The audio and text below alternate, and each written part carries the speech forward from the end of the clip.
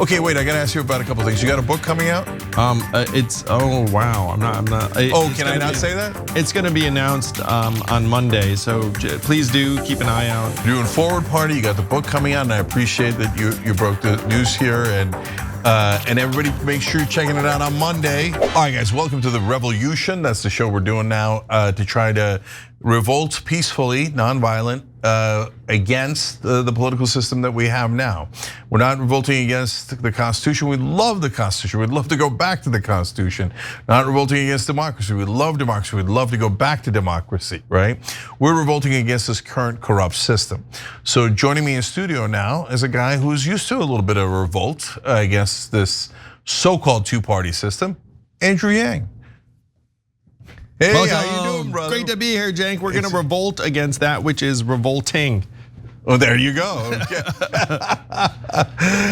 It's good to have you back in the studio, brother. It's great to be here. It's been too long. I'm gonna have to become a new regular. All right, I like it.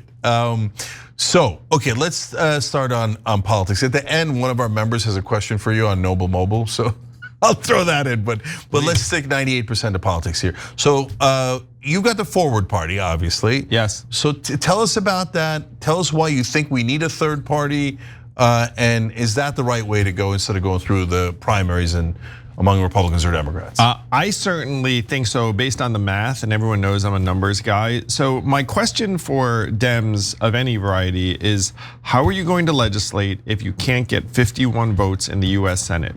It's very, very hard to see a path for the Democrats to have a majority in the Senate unless you can start contesting places like Nebraska, where Dan Osborne just last year got 50% of the vote in polling as an independent, and then ended up at 47% because Deb Fischer, his Republican incumbent opponent, spent $13 million branding him as a Democrat. So the point is that an independent can contest a place like Nebraska in a way that a card-carrying Democrat could not. And that's exactly what you're going to need to form a majority in the Senate. You're gonna need a place like Nebraska or Utah or Montana to be contested in a way that could not succeed if you had someone with a D next to their name in any of those places. Yeah, now we got an interesting situation where they gerrymander things so much that it almost forces a third party, right? Because it's not just in areas where a Democrat can't win, like Nebraska. It's also areas like Hawaii and Rhode Island where a Republican can't win, right? Yeah. And so, I mean, you're not gonna get a Republican to win in for mayor of New York, we just found out, right? As an example, and so it forces folks to start looking at third parties. It's the only way to have any real dynamism or responsiveness in the system, and this redistricting war just made it worse. And like, look, I get it. If one side does it, the other side feels like they have to do the same. But what's going to happen is independents are going to look up and say, okay, I might as well not even show up to vote in this because we know that a Democrat or Republican is going to represent literally 90% of the districts before a single vote gets cast. And that's not healthy, especially when now 49% of Americans say that we're independents. 2/3 of young people don't think either of the two major parties represents them. So the independent groundswell is growing and growing as their ability to vote for an independent at the ballot box just keeps getting reduced. So something has to give, and our bet at Forward is that you're going to see more Dan Osbornes, more Mike Duggins in Michigan, more Yemi Mobolade, who became mayor of Colorado Springs, a very deep red town, as an independent, happens to be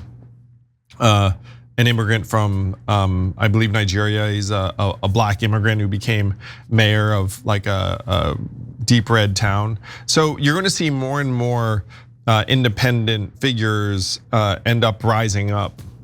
Yeah, and then there's another advantage to that, right? Which is that once they're independent, they actually are independent. So then they don't have to do what Chuck Schumer says or John Thune says, because they're not in that party. So then they could begin to think for themselves and go, well, yeah, well, I mean, I'm anti-war, good news. Democrats and Republicans are both anti-war, right? But I'll take a little bit from the Democrats, I'll take a little bit from the Republicans, and so you're not just stuck in these forever ideologies. I'm gonna say two things that I'm sure most people here would agree with. In terms of goals, goal number one would be get money out of politics, and goal number two would be open primaries and voting reforms. I'm going to suggest that an independent elected is much more likely to adopt both of those things, because if you're in the two major parties, it's like, no, you can't, like give the money away or unilaterally disarm the other side, blah, blah, blah. But an independent can make those decisions because they know that the vast majority of voters would love it if we could make it so that all primaries were nonpartisan or open and everyone could vote, or that you didn't need gobs and gobs of money to influence policy. So one of the last times you were sitting here, you were running for president on the Democratic Party side. Right? Yeah, I remember. I obviously won. That's why things are going so well. $1,000 a month to all, a chicken in every pot. Yeah, no, I mean, I'm very proud of the run because I was trying to alert the country to AI back in 2018, 2019, and then here we are. Yeah, I mean, but it's not like AI came along and everybody's worried about job losses and now beginning to think about universal. It's not like any of that's happening. No. So it's not like you were preaching about that. But okay, but you ran as a Democrat. And so now, but some people say, nah, is it really Democrats and Republicans, or is it just their uniparty? What's your take on that? I think that there's a distinction between the two parties as they exist right now, but that if you want very, very substantial changes, it's unlikely to come from either party. And so I see the uniparty argument that if you want something really enormous and impactful, this system is unlikely to give it to you, regardless of which party's in power, and that pains me. I mean, I ran as a Democrat in part because I had been a Democrat for much of my adult life. I only left the Democratic Party when I concluded that the things I think we're going to have to do to respond to AI and automation will not come from the two-party system. So then, what do you do? Why did you come to that conclusion? I did the math. I genuinely broke it down and said, okay, what is the high water mark for either party in terms of its ability to enact some of these sweeping policies? What are the forces within the party? What happened? By the way, I wrote that book forward before the Democratic Party failed to primary Joe Biden and shiv Dean Phillips for the temerity of running against him, and you were in that primary too. I thought that was beyond the pale and egregious in terms of what they did. Like, I thought that maybe they'd say, you know what, it's literally in the name of the party, we should probably have a vote. But they didn't even, they didn't even bother. So like the insularity of the parties led me to conclude that, look, you're gonna need something different. Yeah, I never put quite together like that. You're right, the name of the party is Democrat, and they're like, let's not be Democrats. Let's not do democracy. I joked, Cenk, I was like, you should just change the name of your party to the Selectors. Like, or the Anointers. Yeah, like we're gonna select for you, and your vote. If you want to feel like you did something, you can vote. Yeah, so there's now an upside with young people that I'm going to come back to, but first the bad news. So mainstream media, it feels like, I talk about it all the time, but I'm curious your take on it. And you dealt with them at the presidential level, you dealt with them when you ran for mayor in New York, and now as the guy leading the Forward Party, etc. So they're the guys who said, what lack of democracy in the Democratic primary? We're not going to report on it. Oh, Dean Phillips is taken off the ballot, let alone Cenk and Marianne, et cetera, in all these different states. Oh, who cares? The media was 10 times more likely to publish a hit piece on what a jerk Dean Phillips was, rather than point out that this is a sitting member of Congress, and that they won't hear him out, they won't have a debate, they canceled state primaries on him and you and Marianne, et cetera. Yeah, and again, they have an excuse with me because of the whole, naturalized citizen thing, and I think that's something that should be resolved in the courts, and I'm positive I'm right about it. But at least they have an excuse. And there was no excuse with Dean. Dean was like, again, third term sitting member of Congress, vice chair of the DNC, raising his hand and saying, I think we should have a primary, and they wouldn't even hear him out. Yeah, so that gives the game away, not just for the Democratic Party, but for mainstream media, who then said, no, just like you said, we'd rather attack Dean Phillips than say, hey, wait a minute, why aren't they doing a primary? This is insane. It was insane, you said it, and I appreciate that you also stood up and fought to make that case where having an 81-year-old historically unpopular incumbent as your nominee was malpractice, and here we are. Yeah, so now back to hope, because you gave that stat about 2/3 of young people don't believe in either party, yeah. Right? So we covered a story a couple of days ago. Trump back in February of this year was up 8 points with young voters, okay? Now he's down 55 points. Wow. So he lost 63 points within about 9 months. That's staggering. That's staggering, right? Because I think what young people are doing is they're like, okay, let's try Democrat. Nah, that didn't work. Let's try Republican. No, that didn't work, right? So they're looking for a home. So, but if, let's say the home is Forward Party or any other third party that comes along, how long does that take to go from, hey, we got a base with under 30-year-olds, under 40-year-olds, et cetera? Can it be in the next election cycle, or is this going to take decades? It could be in the next election cycle, depending upon the presidential ticket. And so, if you can imagine a young people-friendly independent primary with, let's say, hypothetically, me, Mark Cuban, Matthew McConaughey, Oprah Winfrey, Adam Kinzinger, Justin Amash, like whoever, Liz Cheney, I mean, like, different cups of tea. And then young people could actually vote in this primary on their smartphone.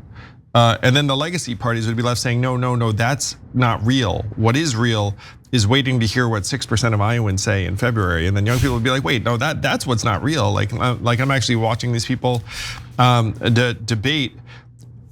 In 1992, which you and I are old enough to remember, Ross Perot got 19% of the vote and 25% of Americans said they're independents. Today, 49% say they're independents, and it's going up all the time. And so what is the hypothetical ceiling for an independent candidate or an independent ticket? And one of the great things about this independent vote on your smartphone primary is that Americans, young people in particular, would be like, oh, they're actually giving it back to us, the people. And so even if your candidate didn't win in that primary, you'd still be much more likely to support the winner, especially if the winner were to turn around and say, hey, I want all of these people to be in my cabinet, or most of them, or the best of them, or whatnot. Then you could get escape velocity and get tens of millions of Americans say, oh my gosh, we have a legitimate chance to turn the page. Could that happen in 2028? Sure. I mean, like all the pieces are in place. The legacy media is getting weaker, independent party identification is going up. The media environment is incredibly ripe for this. Yeah, so first of all, I want to just say, he didn't mean Liz Cheney. Don't hold it against him, he didn't mean it. I was just throwing out names of people that could not run within the legacy parties as an illustration, because if you had a truly independent primary, I mean, like again, like I'm not everyone's cup of tea, like I get that, and so, but the point of this would be to let the American people have their say. And by the way, there are a lot of people, excellent people, that would love to run, that know they would not get a fair shake within one party's primary or the other, that might be drawn to this. Yeah, and I'm kidding, because who cares if Liz Cheney runs? Like, if the Forward Party turned into the Democratic Party or the Republican Party, although to be fair, these days, in terms of limiting options, the Democrats are much worse, right? So in 2016, the Republicans had 17 people in the race, including an outsider like Trump. Not a populist, he's an establishment outsider, so he's in his own category, right? But the Democrats limit choices, but if Forward Party did that, then there'd be no point. So why not? Sure, of course Liz Cheney can run, anyone can run. Shaitan can run. Yeah, that's right? the point. And it's not for me or anyone else to determine who's like an acceptable candidate. I mean, like you have to let the people decide. Yeah, and by the way, that's the point of a democracy, right? And so if it turns out Liz Cheney miraculously gets 51%, then she won. If she gets 1%, well, then she got 1%. A sad day for you, right? So, and if the people you mentioned run, trust me that people would pay attention. Okay, then we'd have a game changer. You just need one media magnet. And the fact is, the debate I just described would be 10 times more interesting than whatever's going on the Democratic side or the Republican side, particularly because one side or the other will probably cancel their primary. You know what I mean? Yeah, I know, right? Yeah, like, oh yeah, we were gonna do a primary, but yeah, screw everybody else. No way, we're anointing. But the more they anoint, the more people leave the House, right? And so now the Democratic approval is down to 28%. But I'm gonna come back to mainstream media because I can't help it. Because when you said something, it triggered it for me. You said independents are now 49%. That's right, and independents are now larger than Republicans or Democrats. Yes. Okay, by party affiliation. Do you ever hear the media talking about independents? Like they are always talking about Republicans, Democrats, as if they're the only things that exist. But there's the elephant in the room is independents are larger than both of those categories, but yet mainstream media never talks about that. Yeah, because the mainstream media has picked a side in just about every instance. And one of the things I might say to you is that Forward now has, let's call it 60 elected officials who are affiliated around the country, including Mayor of Fort Collins, Colorado, Jenny Art, who left the Democratic Party to join Forward. And in South Carolina, you had a forwardist who was running on the Forward ballot just win outright to be the mayor. And my fun hypothetical is like, okay, we have 60 elected officials. Let's say it was 600. Let's say it was 6,000. At what point would the mainstream media be like, you know what? Turns out that you can have a third party in America. Look at this army of elected officials around the country. There would never be a point where they would write that story because all of their money is being made in the blue versus red clash. And so if you had tens of thousands of races around the country that are now flipping because so many people have had it, they would just pretend it didn't happen until it started happening where the money center is, which is in Congress or at the White House. Yeah, and also that money center also goes to them, right? Because, and maybe that's how the Forward Party can break into the national conversation. Because if you guys spend a ton of money buying ads in mainstream media, then all of a sudden they're like, ooh, the Forward Party. That is a very interesting alternative. Yeah, that's a pretty good idea. They're getting increasingly desperate for money. We could be the new pharma. Forwarda. Forwarda, it'll make you feel great. It'll invigorate you. And you said forwardist. I don't know about that. Forwarder? I don't know. We'll have to work on it. Forwardist is actually a word. Like you look up the dictionary when we were forming. It's like, oh, turns out forwardist is actually a thing. Really? I didn't know that. Yeah. You know what? Merriam-Webster. You shouldn't admit that. Nerdy Asian guy looks in the dictionary. Forwardist.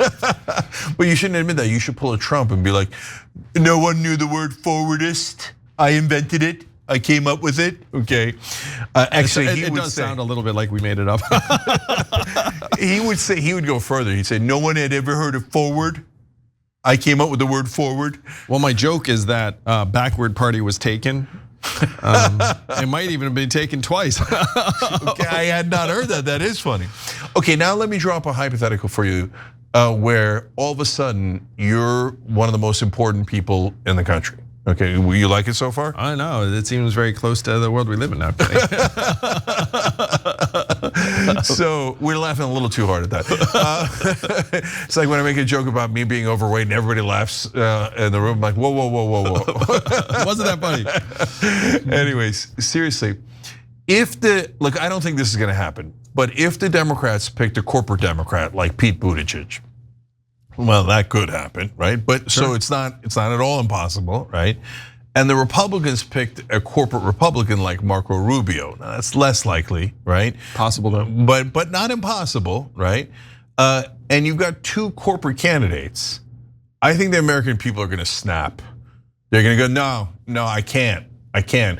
Rubio says we work for Israel. Buttigieg says we work for Israel. Rubio says we work for corporations. Buttigieg says we work for corporations. Right? Like, is that a situation where you think that's it, ball game, let's go, we're in this thing? I think so much of it hinges on who decides to run as an independent candidate, because to what we just discussed, the mainstream media will first, they have a playbook. First, they'll just try and ignore and blot them out. And then second, they will attack their reputation in various ways. So you have to have a candidate who can break through those two layers in order to get escape velocity, because what happens is independent candidates tend to veer either down, generally down, or up based upon their viability. When people conclude, you know what, 10% it's not going to do it, then they go down from 10% to 2%. And so if you have a candidate who can break through and then present a real choice to all the young people who are hungry for an alternative, then you can get the upward trajectory instead of the downward, down the stretch. And by the way, this Ross Perot got a 19%. He actually dropped out of that race and then came back in. So the 19% is something of an understatement of what he should have gotten. And back then, only half as many Americans said they're independent. So I am obviously totally convinced that this two-party system is ripe for the taking if you have the right candidates and pieces in place. So I'm not even sure you need this magical candidate, and so I'm going to go back to media, and we're going to talk about online media in a second, right? But to your point about mainstream media, I mean, they're amazing. So Trump starts at 1%. People forget that it's 1%, okay? But since he was a celebrity, they're like, oh, Trump, and he starts to rise, right? And people start to listen to him, and then he says, oh, the establishment sucks, and they're like, whoa, I like that message, right? Okay, this is a little self-aggrandizing, but it's an important example. When I ran as a protest candidate. I'm a naturalized citizen, so I've got this huge. I'm a rando talk show host that's online, so enormous disadvantages. First poll, I'm at 2%, okay? So actually more than Trump had when he first started. Zero coverage, none, zero. So they're like, no. Yuppers, yeah. Yeah, we're disqualifying you. It doesn't matter. At that point, like Michael Bennet ran, never got past 1%. Tons of people, senators, governors have never gotten past 1%. But when they're running, oh, Michael, oh my God, amazing, Republican or Democrat, senator, congressman. But they give away the game. Then Dean Phillips runs, and he's a congressman, and they go, never mind, we didn't mean congressman. Okay, so this is my point: is that if you run as an independent candidate, the mainstream media will not give you the time of day. I'm sure a lot of the online podcaster universe would have the person on if they had, something interesting to say, a credible background, like certain level of resources, as someone who's been through a version of this journey. And so if you look at that Venn diagram, it does start to shrink, because the average American, we all know, is like struggling month to month and like doesn't even have time to like go to various studios. I mean, you need someone with a certain degree of notoriety or network or resources or acumen from the get-go, and even then, they'll try and like pretend that they don't exist for the certain period. So like, how do you break through that? And then if you have a degree of celebrity or whatnot, they will shiv you. And then so you need enough following or resource to get through that. Now there are, and you and I know them, I mean, there are like, let's call it like dozens of Americans who I think could run as independents and get 3, 5, 7, 10%. And the percentage would be significant in part because so many Americans are so fed up with the you lose, I lose, you lose, I lose. Ooh, it turns out that people have been losing the entire time, like dynamic that is the two parties. No, you're starting to talk me into it. Okay, so look, in fact, as you were giving that answer, I thought, wait a minute, maybe we're underselling this thing. So why? So not traditionally, when you think about someone you mentioned like Matthew McConaughey and Oprah and Mark Cuban, the media couldn't resist that. Exactly, they have enough media wattage that it's irresistible, right? Yeah. So the guy I often talk about in the context of a Democratic primary is Jon Stewart. Again, He'd be great. He'd be amazing, right? Yeah. And so, but if the Democrats lock down, the Republicans lock down, and they go corporate, then that opens up Jon Stewart for an independent run, et cetera. But then I've already been over. But wait a minute, the way that you can really catapult a candidate in this day and age is online media. Go on all the podcasts, right? Yes. What if a podcaster ran? So the mainstream media, like you name it, Rogan, Dylan, Schultz, whatever, they would all be like, oh, outrageous. Jake Tapper, I mean, he looks so far down his nose, it'd be like Mount Everest, right? Like, a podcast is running, right? And they would, ignore it, ridicule it, etc. But all the podcasters would have him on, right? 100%, because a lot of them know each other. And if they respect and admire the person and think they can have a high quality exchange with them, then they totally have him on. And I mean, some of those people were in like the X dozen I was thinking of, but you need someone of that like level in order, even because it's not that easy to get a top podcast to have you on if you were, Joe Schmo or someone new on the scene. Yeah, for sure. So but it's a bigger category than I think was previously possible for a candidate totally. That could jump forward, if you will. I didn't even realize it as I was saying it. Okay, anyways, all right. Oh my God, we're already out of time. Jeez and Lord mercy, that went quick. Okay, wait, I gotta ask you about a couple things. You got a book coming out? Oh wow, I'm not. Can I not say that? It's going to be announced on Monday, so please do keep an eye out. But yeah, I have a book coming out in February. We're on Friday. You got to help me break the news. And I'm here. Okay, I will break the news, though you can't even find it. But it's called "Hey Yang, Where's My $1,000?" And other true stories of staggering depth. The alternate title was "Hey, Am I Racist or Are You Andrew Yang?" Both of these things have been asked of me, and it's humorous inside accounts of the last number of years because I had all of these stories I never had an opportunity to share, and so I decided to write them down in book form.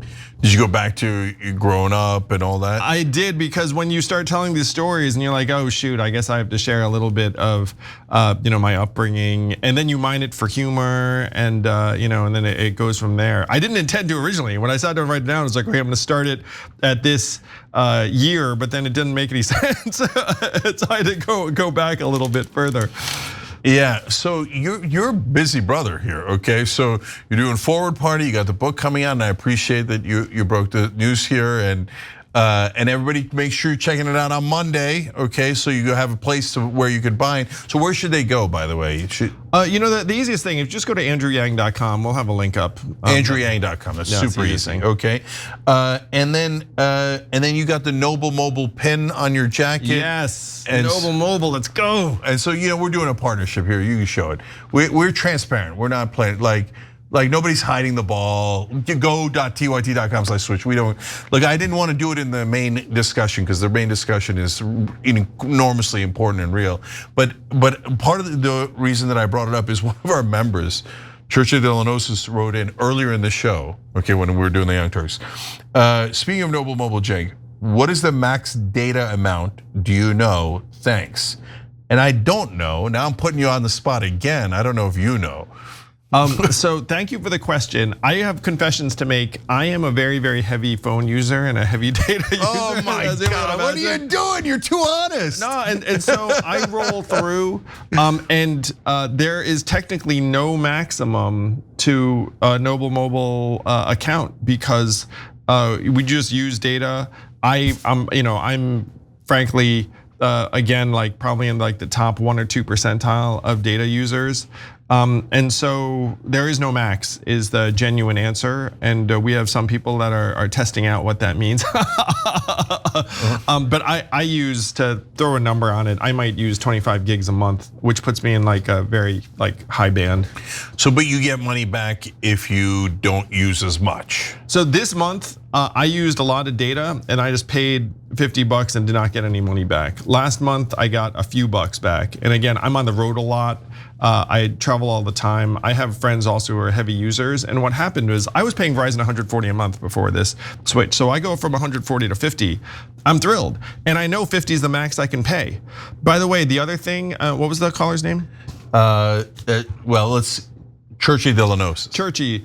So if you travel abroad, when I was on Verizon, I paid $10 a day, and then when I came home, I got my original bill again, so I was paying like $100 for traveling, then $140 when I got back. With Noble, it's $5 a day to be out of the country, and we cap it at 10 days. So you can only pay $50 max. We're essentially trying to cut everyone's phone bills in half because Americans are getting screwed. We're paying $83 a month for our data. Europeans are paying $35 a month. And if you look at that, $48 a month times 12 times 20, I mean, you're looking at thousands and thousands of dollars that could go towards your kids' college tuition. I overpaid Verizon by 15 grand plus, and I'm pissed. And so Noble Mobile's hopefully going to save you all that money and stress. You can only pay 50 as a max no matter what you do. And if you use it less, we'll give you even more money back. And you can get off your phone and look at your family's lovely, adoring faces. Yeah. So I love how you're too honest, because you're supposed to say like, oh no, I'm getting money back because my wife mocks me. That much. I mean, you've met Evelyn. Right. My wife Evelyn's like, you are like the worst role model for this, because but I think it's relatable. To be fair, I know you got to watch at least 2 hours of Young Turks every day, and so that's a lot of data usage. It's a lot of data. See, you know what we should do? We should exempt TYT from data use on Noble. Oh, that would be good the greatest idea. I like that idea of all time. Okay, we got to wrap up because it's turning too much of an ad. But it does answer the question of your There's no book. limit. There is no max. No, but it does go to the question of your book, which is, hey, where's my $1,000, Yang? You're like, oh, Noble Mobile, you get. I want to save you that money so you can have it, live a better life, and then hopefully we can get that done from the government at some point. But I was like, look, I'm an impatient entrepreneur. Let's just give it back to people as quickly as we can. All right, sounds good. Okay, but most importantly, guys, the rise of independence, back to the real thing, is for the first, like I used to always say, nah, it's gonna take so much money to run as a third party at the presidential level. I don't know that that's the best way to go. But I have never seen a moment this ripe. So yeah, you're right. I don't know that it's gonna happen in 2028, but it might. And if it doesn't happen in 28 and the candidate, whoever wins, Democrat or Republican, again doesn't deliver, then for sure in 2032, there's gonna be an independent, significant independent candidate. Yes. So way to lead on all this. I appreciate it, Andrew. Great to have you here. Thanks brother. for having me, man. It's great to be here. Absolutely. That's why we have open conversations, so we can find answers where others can't. So I love it. All right, guys, much love. Every time you ring the bell below, an angel gets his wings. Totally not true, but it does keep you updated on our live shows.